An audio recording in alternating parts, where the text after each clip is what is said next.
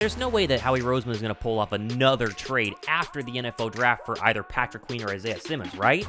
Right? Well, we're going to break that down today. There's some interesting news on that, as well as a look at a 2024 mock draft. We'll put the draft to bed today with one more mock. I'm Thomas Mott. This is the Thomas Mott Show.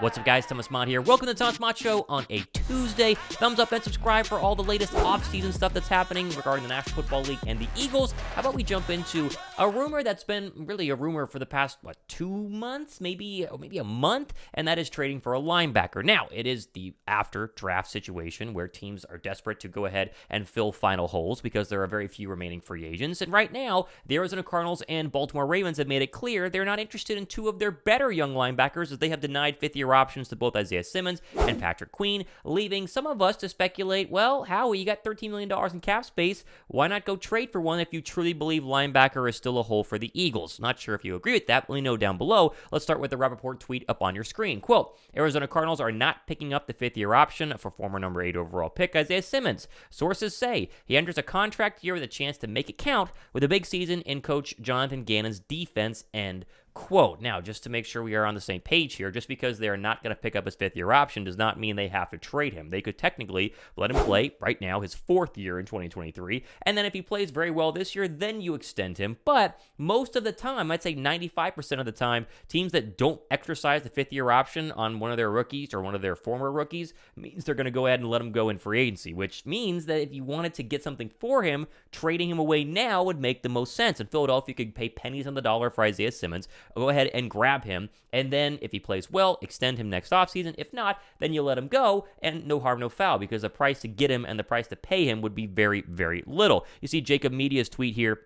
Dan Zangaro had this to say on Jacob Sports. There's a good chance they're not done at linebacker. You think about all the position groups Philadelphia addressed in the offseason, in free agency, and also the NFL draft. They got Sidney Brown, so they addressed a safety spot. They signed Terrell Edmonds, obviously safety spot. Cornerback was obviously addressed, bringing in Keely Ringo in the draft, plus re-signing all of the star cornerbacks the Philadelphia Eagles had. They got offensive linemen. They got defensive linemen. They traded for a running back. They did everything possible except touch the linebacker spot. And so maybe Isaiah Simmons could make some sense, and the Eagles and Cardinals have some history, not just the Gannon side of things, but obviously you think about the Zach Ertz trade. They've done trades with the Cardinals before, and so that could be a possibility. Now, not to be outdone, Dov Kleiman has this tweet regarding another linebacker who will not have his fifth-year option exercised, and that is Patrick Queen. Quote, the Ravens won't pick up the fifth-year option on the contract of 2020 first-round pick Patrick Queen per rap sheet. Queen was the 28th overall pick in the draft, but the team recently signed Roquan Smith to a $100 million contract and drafted linebacker Trenton Smith over the weekend, end quote, meaning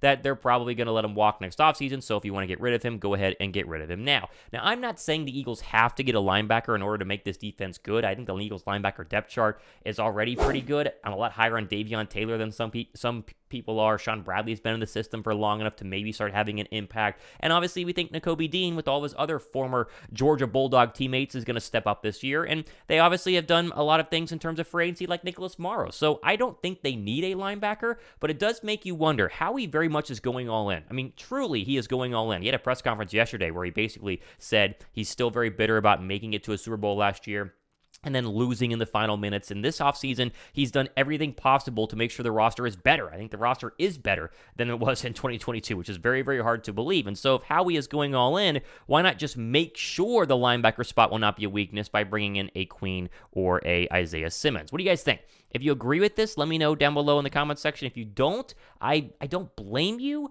But if you could if I told you right now I could get you Isaiah Simmons for a 5th-round draft pick next year and pay him a couple $1 million this year, you'd probably do it, right? Right?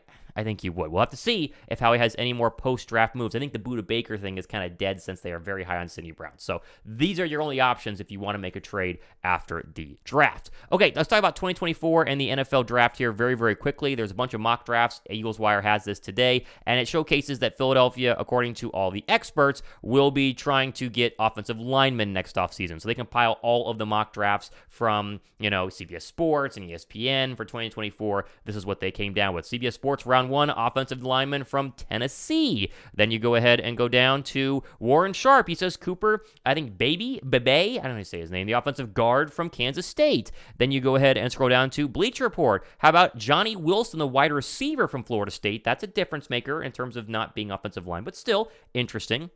Then you go down here to Athlon Sports saying Connor Colby, the lineman from Iowa. Then you go all the way down here to PFF saying Xavier Worthy, the wide receiver from Texas. Again, he's their wide receiver or line right now. And then you go all the way down to here and you see Braylon Trice, the edge rusher from Washington. Another lineman, not offensive lineman, but defensive lineman. All these picks, by the way, are in the late 20s to early 30s, which tells you they think the Eagles are going to be pretty darn good this year. And finally, not to be outdone, how about another Georgia player from Sporting News? They get Cedric Van Pran, the center from Georgia, who's absolutely massive, 6'4", 310. Be interesting about that. I guess the idea is Juergens won the guard battle. You keep him at guard, and then you draft a center to replace Kelsey when he retires. Not sure, but this just gives you an example of where people are thinking about going with the Philadelphia Eagles in terms of next year's draft. Okay, quickly, just want to mention, we still have about 15, maybe 12 of the black Philly hats still available. PhillyHat.com, link down below in the description box. Sold out on the greens. If you didn't get the green, the black is still super slick, and if you support some of the other teams in Philadelphia, think of the Sixers who won last night,